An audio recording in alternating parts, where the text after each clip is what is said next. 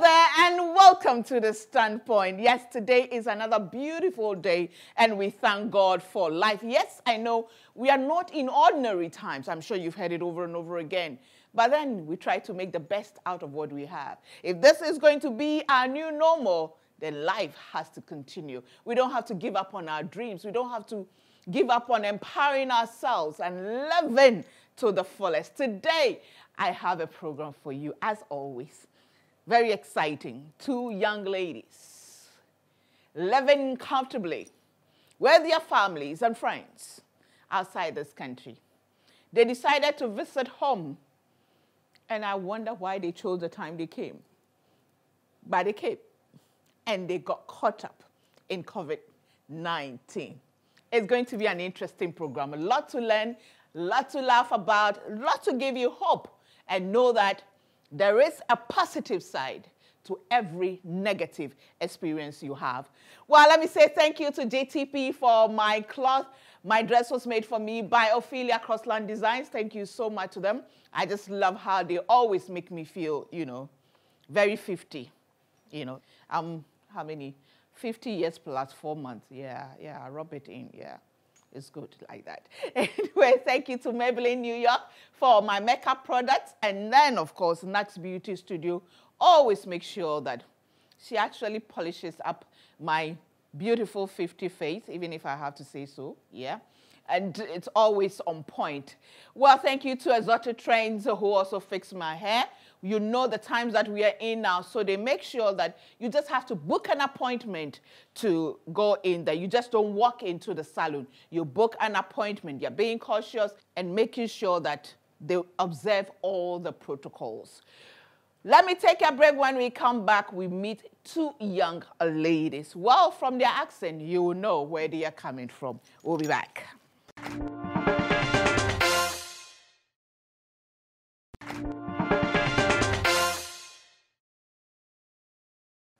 Welcome back to The Standpoint. If you just joined us today, we are going to talk to two young ladies who were caught up in COVID-19. Yes, they came to visit. They were having a life in UK, but then they chose to come to Ghana at the time they did. And they got caught up. What was the experience like? They are going to share their stories and, how it actually turned their lives around somehow. The good in every bad situation. This is what they call silver lining, right? Oh, there's light at the end of the tunnel. Well, let me say thank you to GTP who, sponsored this Standpoint. We're so grateful to them. And thank you to Green Essentials. They also produce soaps and, hand sanitizers, very handy, like this one. You just spray it and you're good to go. Now, seated right opposite me is Belinda Amma Denchua Bonzi. Udiede. Thank you. Say Medasi. Medasi. You can say Medasi. You can speak a little bit of G. Just a small. She is the COO of a chocolate clothes. Good to have you on The Standpoint. Thank you. And next to her is Akosia Abrefi Adai. Usudiedo. Medasi. She's a mental health advocate, and she is also a philanthropist. Last year, she contributed. She gave us a lot of clothes and shoes for the Happy Feet project at Edumasa and surrounding villages and towns. And this year, I'm sure, Belinda will also come on board to support us. Good to have you on The Standpoint. Thank you. How has it been so far, Akosia? So far, so good. After the whole quarantine experience and coming home, I'm enjoying my freedom. It feels good to be at home. It feels good to be able to be outside, finally. So far, so good. I can't complain, actually. Belinda, so why did you decide to come home?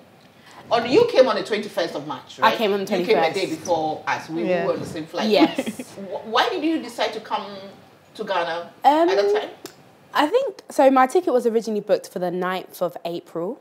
Okay. And then I I was sitting, I had a few calls and a few phone calls for some opportunities, but nothing had actually actualised. So I decided, okay, I'm going to go a little bit earlier. So I changed my ticket and booked it for the March the 21st, and then I decided to come here. So it was just more opportunities that may have arisen, but nothing had actually come to. But didn't you know that Ghana had recorded cases? Of course, UK had recorded quite a number then, but didn't you know Ghana had recorded cases and we were going to be quarantined once you get here? No. So when I researched, it said that you'd be quarantined at home for 14 days. So I said, okay, that's fine. I haven't actually got anything actually, planned. So I'd rather just come and then see how things go. Okay, I guess you left on the 21st. Yes. Okay, the announcement for the night of the 21st. Okay. Exactly. Okay, the night. But so you came with a mind of coming to settle, coming to look for a job, so to settle? Not really. I came for kind of, I wasn't too sure. I thought, okay, maybe I'll do a few projects. I do project management as well. So I'll do a few projects, contract work, maybe 2-3 months to go back to London. But it was never a plan of actually coming to stay. Oh, okay. So you were just coming to just survey, 2-3 months and then go back. Okay. What were you doing in London? When was the last time you came to Ghana before this time? So in London, I was a project manager for a telecoms company. Okay. And the last time I was here was December. So I actually left at the end of January 2020. So, yeah, I came on December the 26th and I left on the 27th of January. Okay. Now, oh gosh, yes. Did you follow the news? Did you know? Because the announcement was that, and we spoke. Yes. Before. Yeah. And I told you that I was going to change my ticket to the 22nd. Yes, to come. But did you know that you were going to be quarantined for that? Even though the president said it, I didn't expect it. Well, you thought this is Ghana, right? I thought this is Ghana, but you could get away. I did my research, and the same as Belinda, I thought it was self-isolating at home. I actually didn't know that we was going to be put in facilities and whatnot. So for me, I was like, do I go? Do I not? Do I go? And then I called British Airways, and they had said that my Tuesday flight had not been cancelled. So when the president made his speech and he said that he was going to close the borders, I just changed my ticket quickly to the Sunday flight. I just decided to just take the risk, actually, and see what happens when What is wrong with you two ladies? Sometimes you just got to grab onto opportunities, because I had things planned for my mental health charity. But obviously, when because the lockdown was announced during our time in quarantine, so I thought, okay, even if I can get into Ghana, then I'll just see what happens when I reach into the country. And then we get here and we're being told. How long were you going to stay? What? So this is where the joke is, right? So my ticket to return was for the end of April. But I did have it in mind that when I come, I don't know when I am going back. So it was in my head that when I come, I don't know when I'm going back. But I just wasn't too sure what was going to happen once I get here. What were you doing in London? What was your main occupation in London? So I wasn't working, because what happened was I stopped working to look after my dad until he passed away. So then when he passed away in September, I've been looking for a job. I couldn't find anything. And then I came to Ghana in December for Christmas, launched my mental health charity, did a project. And so for me, my plan was this year, I was going to be coming in and out of Ghana anyway to be doing more mental health projects. So it's like I don't have anything back home apart from family. So for me, it was it got tough when you got here and you realized your mum. Yes. I think that broke me, because then it made me think, why did I get on that plane? So we arrived Sunday. I think it was the Wednesday or Thursday. The hospital called me from London to say that my mum wasn't feeling too well, so my brother brought her into the hospital to A&E, and they tested her for COVID-19, and she was positive. And I started panicking because I've just lost my dad. I was thinking, I can't lose my mum too. And thank God for you and Belinda's support, because you guys literally carried me through over the phone, telling me everything was going to be all right. But at that point, it's so hard to really believe that everything will be okay, because you hear about people dying. And so it's a 50-50. And your mum was she's a person that has underlying conditions. So it makes her vulnerable as well. But God being so good, she survived it. She's okay now. But you told me that your mom is a tough one. Yes, she is. She's the one who will call you and tell you, "Uni baby, by time I saw me call why." Yeah, she was a tough one. So thank God I for had that. to hold on to that faith that she's always been ill for a while and she's always fought through it. So this time she'll fight through it again. But how did it make you feel for yourself? Because you had just come in, you were living with her. Yes. They had tested us. Yes. Your results wasn't in. Yeah. I think I panicked because what happened was they tested us on the Wednesday and then they said they would let us know the next day. Thursday came, nothing happened. Friday, reception calls me and they're saying that the health professionals are come to see me. And then I start panicking. I'm like, why are they coming to see me? Right? So I call you, I'm like, they're coming to see me. You're like, oh, don't worry, you'll be fine. I'm like, no, I don't want to know. So they didn't come to see me. So I started panicking even more because I was like... I told her, she said, no, I'm not going to. I'm not going to let them. In fact, she said she was not going to let them come to her room. She said, Auntie Gifty, I'm not going to let them come to my room. Yeah, I was so scared. It was so unbelievable. And then when they didn't come, I said, oh, no one came. You guys said someone was coming. They're like, oh, they're still around. Someone will come. So it got to like 8:30. Then I knew no one was coming.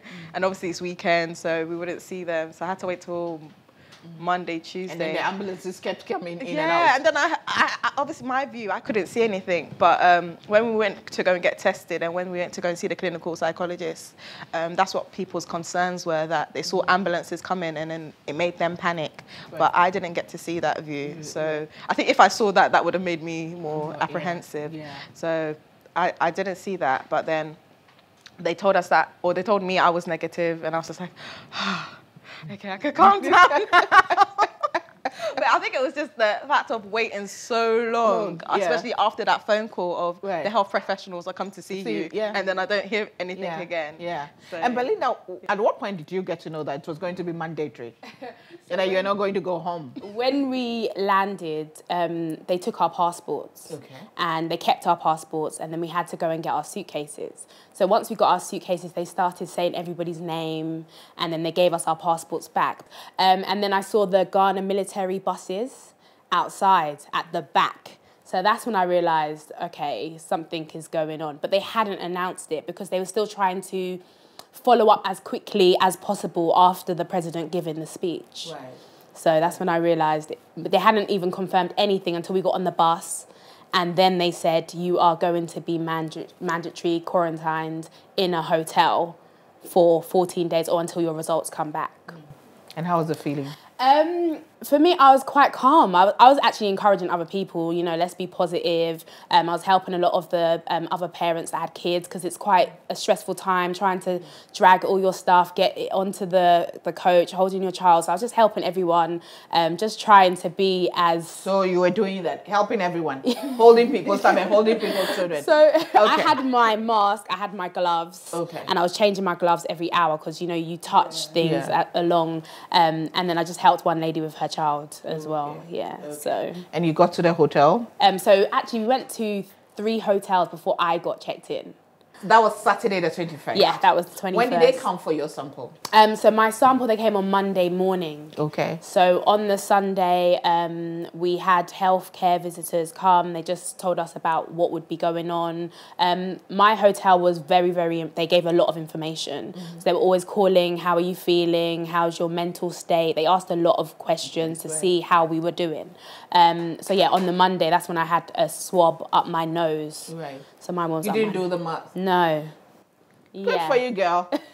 I did both the nose and the mask. Really? Yeah. Well, the first one that I had was the nose, and then later on I had the mouth. The mouth one. Okay. I think everyone got tested differently because the first test was mouth, and then the second one was phlegm.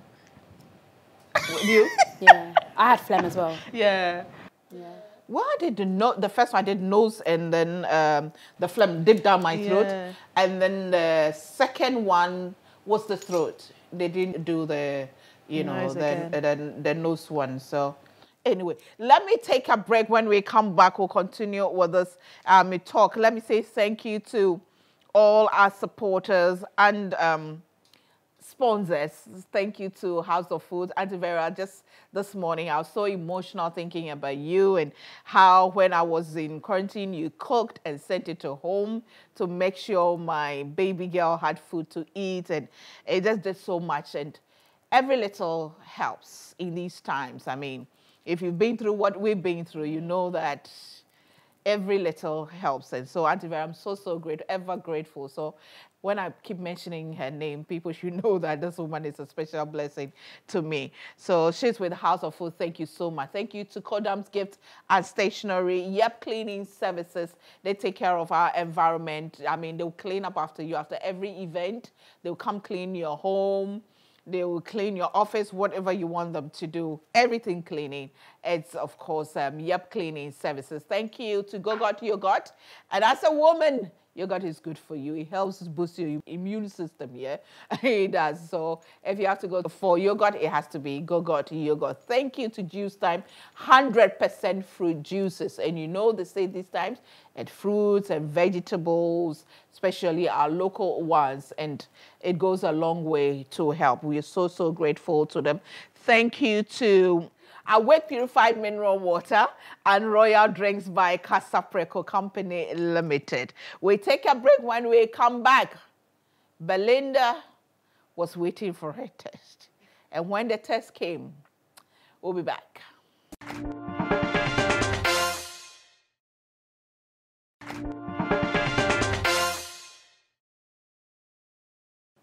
Welcome back to The Standpoint. Thank you to GTP for my cloth. This is Adepa Dumas, and the dress was made for me by Ophelia Crossland Designs. Makeup products by Maybelline New York and beautifully applied by Nax Beauty Studio. How do they call it? Makeup Beats by Nax Beauty Studio. Now, Coco, you can follow me on Instagram, on Facebook, and on Twitter as well.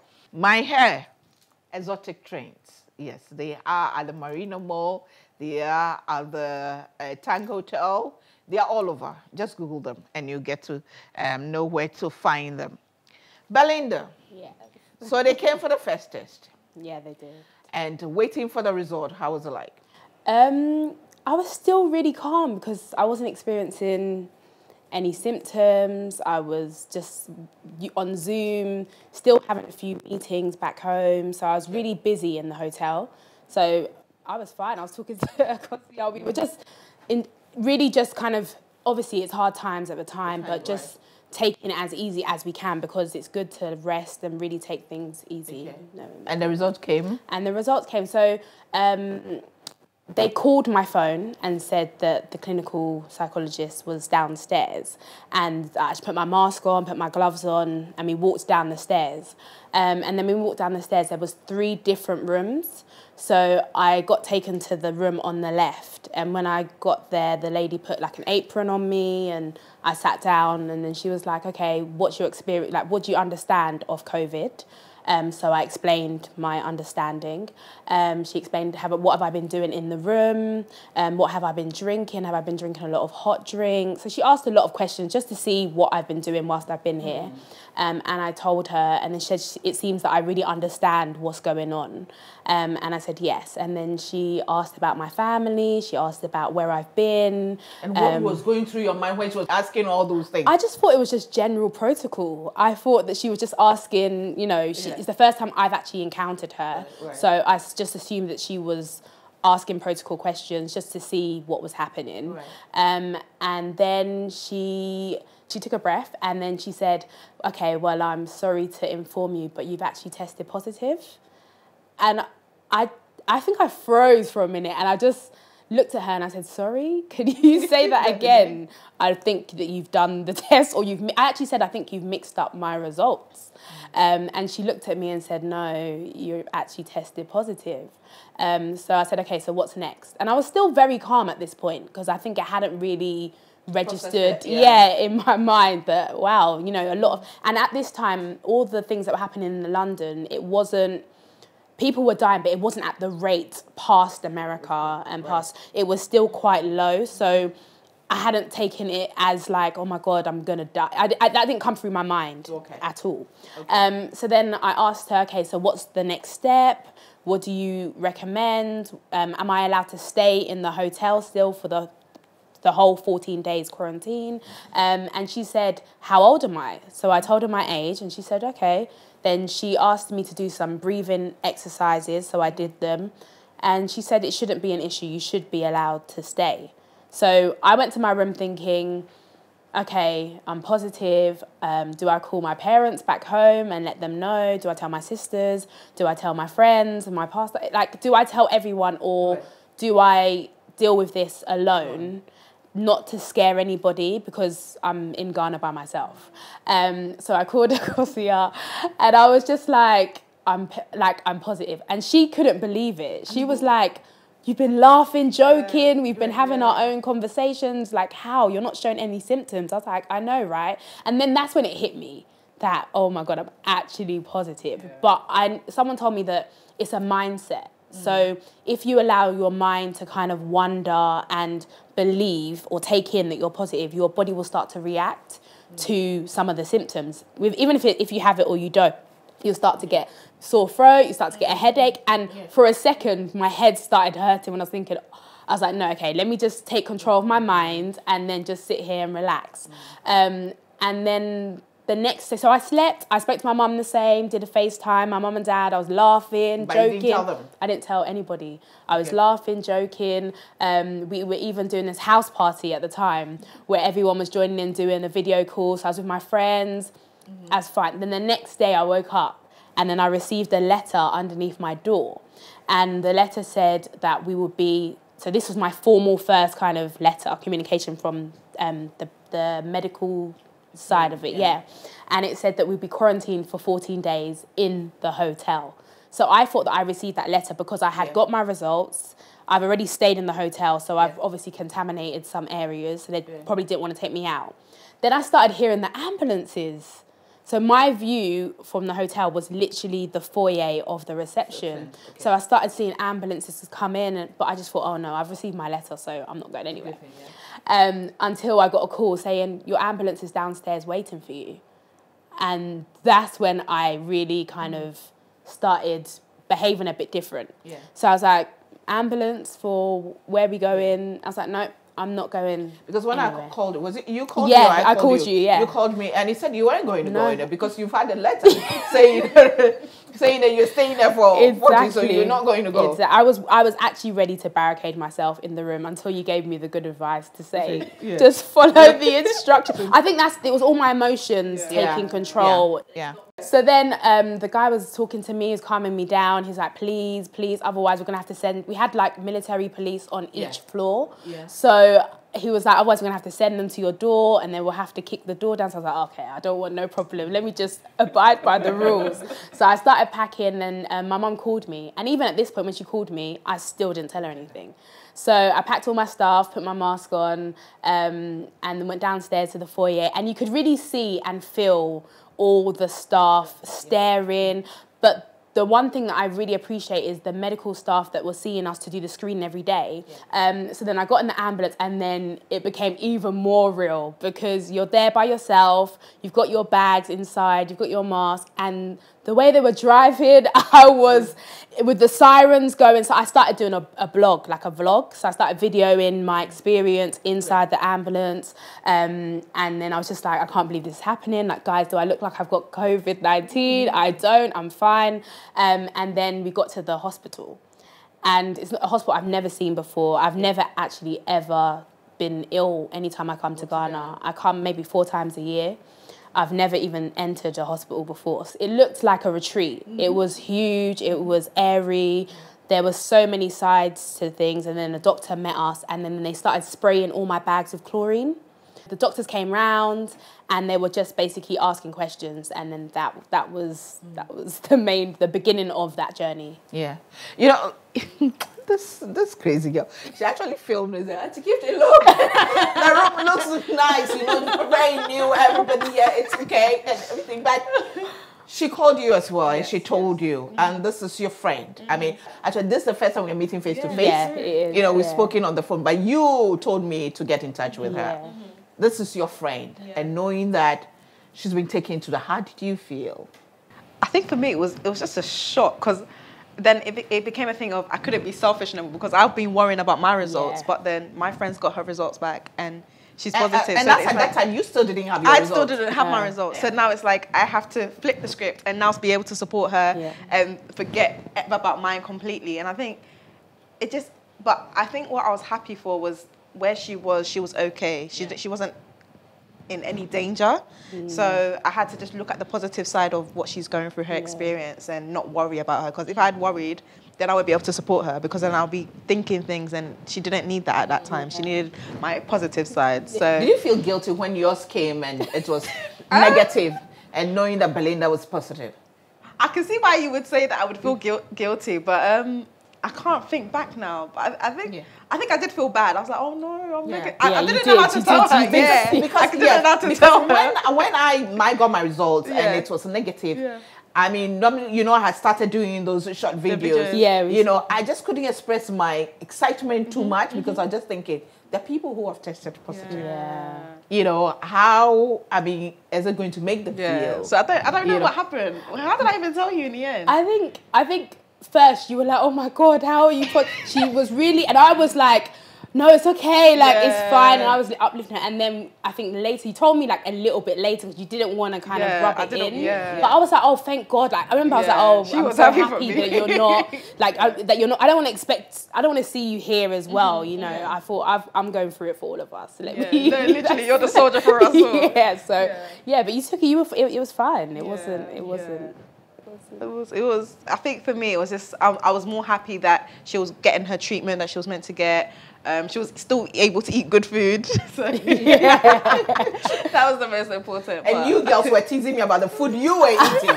you used to have the best food. Our hotels did. We did. But even at the hospital, they had very good food. I remember you told me that. But at what point did you get lonely at the hospital?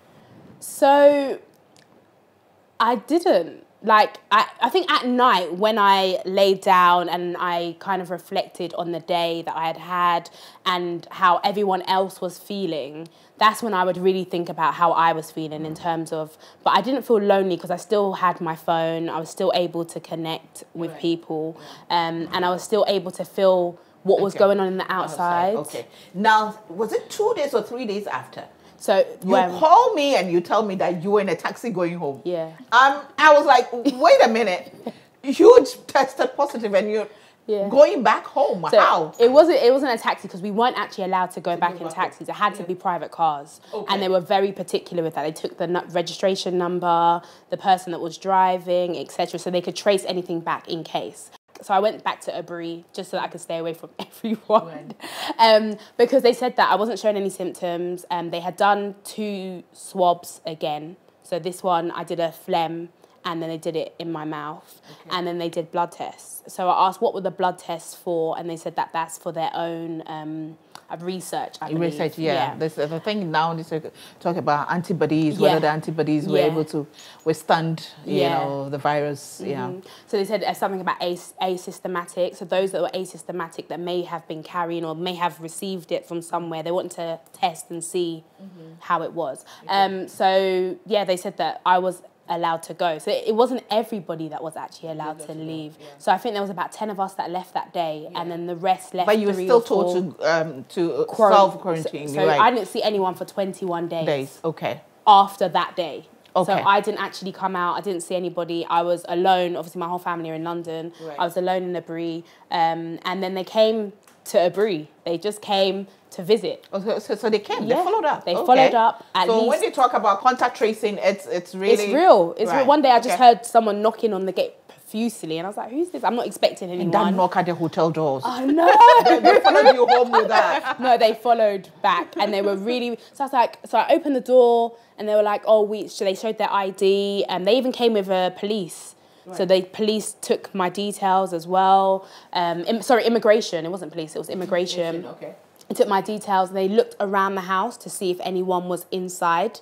And they asked where was I staying in terms of where was I staying. So I showed them, and then they took more swabs. So they took more swabs. They came 3 times.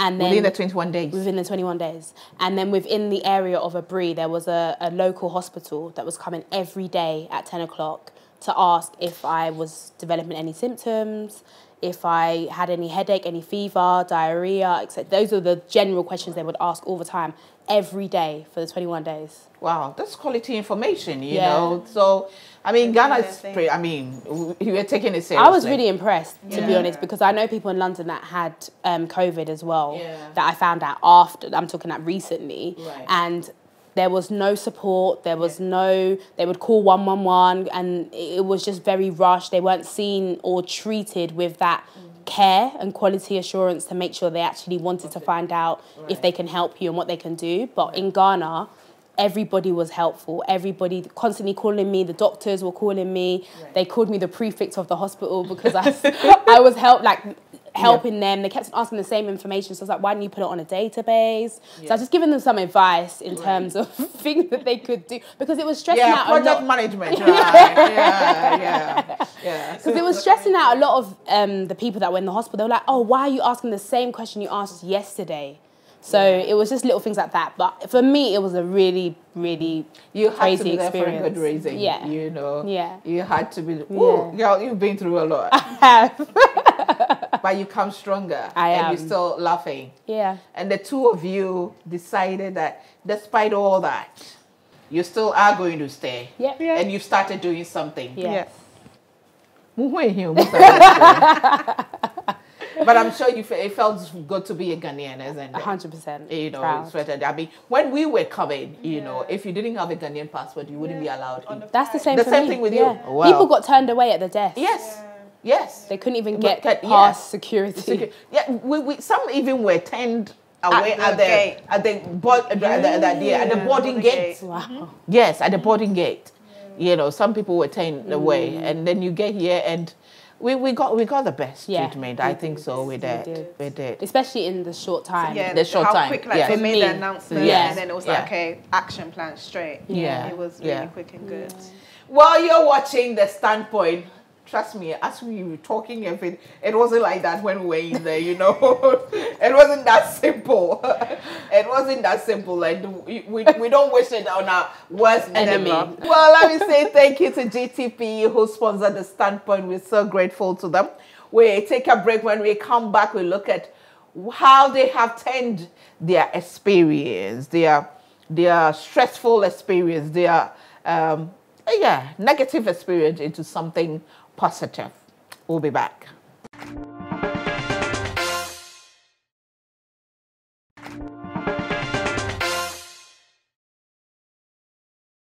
Welcome back to The Standpoint. We are supported by Kodam's Gift and Stationery. Everything gift and stationery, you can get it there. They'll wrap it for you. If you want it delivered, they can do it for you as well. Thank you to Got Your Gut, and 100%, I mean, I can assure you with our quality, you know, everything is assured. Thank you to our Whip Purified Mineral Water and Royal Drinks by Casa Preco Company Limited. Green Essentials, you know, I just like the handle. You just spray it, you know, sanitizer. And it's 70%. When you spray, in fact, the virus will run, I'm telling you. This one is so strong. You know, you can smell the alcohol when you spray it, you know. So it will run from you as quick as possible. House of Foods, Juice Time, Dream Oval, they power website www.thestandpoint.com.gh. And then we also want you to follow us on Facebook, like our page, that's The Standpoint. Follow us on YouTube and subscribe to our channel. You'll get lots of videos to watch anytime you want to re-watch a program or you missed any episode of The Standpoint. That's where to go. And our website, www.thestandpoint.com.gh. We are on Instagram as well. And then, of course, on Twitter. Now, Akosia, what annoyed you most during the quarantine period? Oh, gosh. I think it's the fact that I had the view of the swimming pool and I couldn't get in there. Even when I first got told I was negative, I actually called reception to ask if I could go and swim. Can you believe this girl? And they were like, no, please, ma'am, you cannot go. And I was like, oh, damn, I really want to swim. And I think it was the communication, actually. Yeah. just because it's so nerve-wracking, you don't really know what's happening and you want to be updated. And obviously we have to understand that they've got loads of patients to look after as well. So this understanding came after you left the hotel. After it's always after, After I've gone home. The benefit of hindsight. I had the realization that, you know, everything that happened, they did very well. So let me just take it At what point did you tell your parents? When I got tested negative, I think that same day I told them, because they were worried. They kept on calling me. They're like, have you got your results? Have you got your results? And what was your mum's reaction? So obviously my mum was still sick at that time. So when I was talking to her, she wasn't able to speak back to me. So it was only my sister and my brother that I was telling them the information of what's happening. Okay. And Belinda, at what point did you tell your parent, your family, that you had tested positive? I think once I got my third result, when I was back home in Abri, so 14 days, after I had left. And when I told them, they still didn't believe me. That you did test positive? They still, even till now, they're like, are you sure you really... They didn't, because it's just like they were talking to me every day. The communication was the same. I was still FaceTiming, just different angles. Okay. So they didn't believe me. And they said... But so you didn't go through any of the symptoms at all? Nothing. Nothing? You didn't go through that? Nothing Okay. Okay. Now, after leaving, because you're leaving the hotel, you were coming for about 3 weeks? To just come and do your mental health awareness project and go back. But then you got caught up. I remember I sent you a message that there was a flight being organized for them to go. And you said, no, you're not going. No, because what happened was when I called reception, they said that the national security wasn't aware of that flight. So we couldn't leave the hotel. I have to now try and get in contact with the British High Commissioner. So many things. So then for me, I was like, I only wanted to go back because my mum was sick. But then when the second flight came, I was comfortable. I said, no, I'm not getting on it. I'm okay. I've spoken to my family. They're okay with me staying in Ghana. So there's no rush for me to go back. So now you've decided to stay in Ghana? Yes, I have. Well, coronavirus has a positive side, doesn't it? It does, yeah. You've decided to stay in Ghana and do what? So I'm starting a delivery business, actually. It's called Gifty Deliveries. So it's an app. So you use the app to send your packages. You make an order, the motorbike picks it up and takes it to your destination. And you told me that you've acquired motorbikes already? Yeah. When did you have time to plan all these things? In 14 days. You know, like, because you're in that room by yourself, so many things go through your head. And for me, it was like my anxiety was rising. So I had to just flip the way my mindset was working. And I was like, okay, I'm in Ghana now. Let's just say they don't open the borders till September. Hindsight. Let's just say they don't open borders. What do I want to do in Ghana? And I was just thinking. I was like, okay, so I want to do this, I want to do that, I want to do that. So I have like 3 business ideas. But I was like, I want to start with the deliveries first. So I started writing the business plan, started writing the notes, started doing my research, all in the hotel room. And then as soon as I came out, it was lockdown when I came out. So I still just continued with my research, told my friends about the idea. Then when lockdown was lifted, I had a meeting with a group of my friends and we registered the business and we'll be starting in a couple of weeks. We'll be launching everything. Wow. That's amazing. Yeah. Like it's just changed everything for me. It just changed my mindset because I was like, if I'm going to be in Ghana, I have to do something. And because now that, people, restaurants are still being closed, maybe you can order takeout, just that. So delivery, it's needed. A smart move. So I just quickly did my research, quickly contacted people, told them this is what I wanted to do. And I always say that your network is your net worth. So that really helped me as well, having a big network in Ghana, just making phone calls and they were like, okay, I'll connect you to this person, call this person for this. So, But you're still going to do your mental health? I'm still going to do my mental health advocacy when everything calms down. Why the passion for mental health? So I think for me, I've been coming Ghana every year for the past 5 years. And just seeing how the people on the streets are and how the stigma is in Ghana around mental health, it made me feel like there needs to be a change. Something needs to happen. I need to be able to teach my people that, like, give them the mental health awareness about when someone's sick in their family, having that early intervention so that it doesn't become too late to the extent of no return. So that's my aim right now, is to get there before it gets too bad. Okay. And Belinda, you already have a job? Yes, I do. When did you get the job? So just literally started 2 weeks now, like as soon as the lockdown finished, it was lifted a little bit. So it was all in conversation. I actually got connected via Denta. So Denta, she put in a good word for me, had a meeting, interview, went through the procedure, and I started last week. But did you know about chocolate clothing before you came? No. So it's not one of those that were, you know, in the pipeline? No. So yeah, I started. I've obviously got operations, project management background. Okay.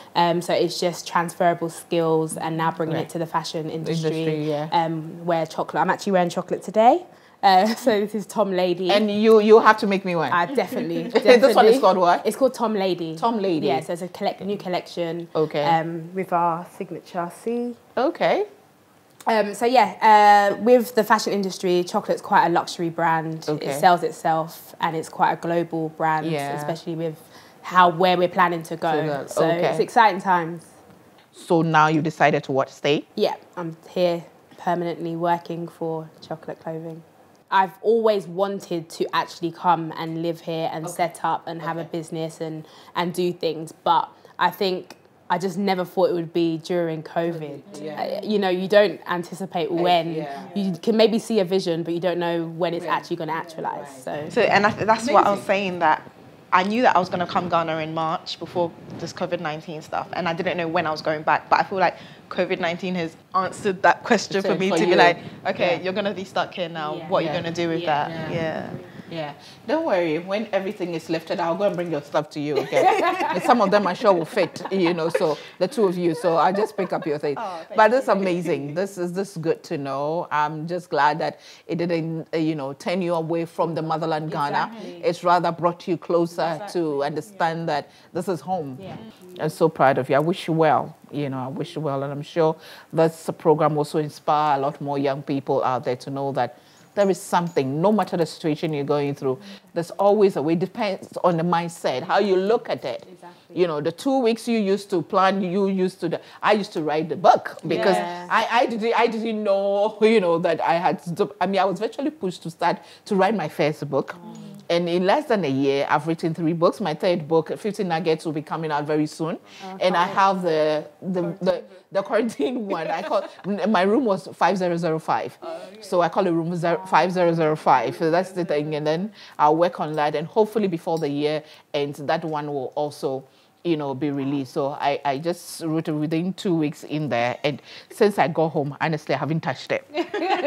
I haven't even read through it. But I just want to get the 50 nuggets out of the way, and then I'll visit it. It's all about how you look at it. So all the best. I'm glad I was able to help and encourage you. All the wahala you guys gave me. Auntie Gifty, but no, I'm not going. I'm fine, I'm okay. I had a letter. It says I can stay here for 2 weeks. Girl! Now we're laughing over it, and we thank God for that. Well, I'll be back with a bit of me.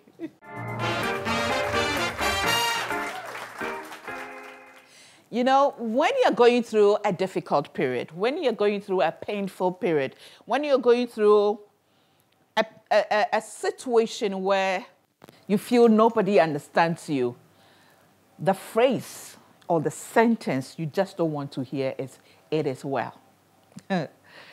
You might have said it to somebody several times, but when you are in that situation, you don't want to hear, "It is well." It will get better, because you look left, right, up, down, you don't see anything happening that makes you feel that it can get better, or it will get better, or it is well. But it always gets better. There's always a silver lining to every cloud. Always. You can be at the bottomless pit, but even there, something good can come out of it. Something positive can come out of it. So let me ask you today, what is your situation today? What are you going through? How are you going to deal with it? What have you decided to do with what you are dealing with today? What are you thinking about? How are you positioning your mind How are you even reaching out to help people in the same situation as you? You know, when I was in quarantine and I was doing the videos to encourage people and motivate, most of the comments I had was, I can't believe that you are in the same situation, you're encouraging other people. Yes, I was there and I was still mothering and mentoring other people in the same situation. And yes, I was scared as hell. Yes, I was confused. But then I decided that I wasn't going to let that fear, that anxiety, that uncertainty conquer me. It was a struggle. It was stressful. I wept many times. But through it all, I wake up in the morning, I wipe my face. I couldn't sleep at night. I slept throughout the day. And in the night when I couldn't sleep, I wrote. I wrote. Not just a book, but on social media, on WhatsApp, to friends and loved ones, just to encourage them. I'm not Superwoman. I don't have it all. But I decided that I was not going to let it conquer me. Usual, I remained a woman with super crazy faith in God. I know He's got us covered, but He's giving us wisdom.